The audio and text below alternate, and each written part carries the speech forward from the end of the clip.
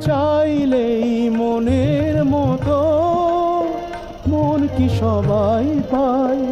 জীবনে অনেক কিছুই শূন্য রয়ে যায়।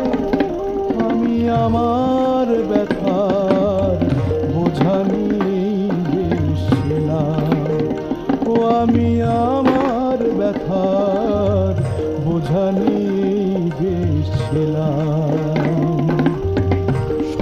ব্যথার আশায় কেন যে হাত বাড়ালাম?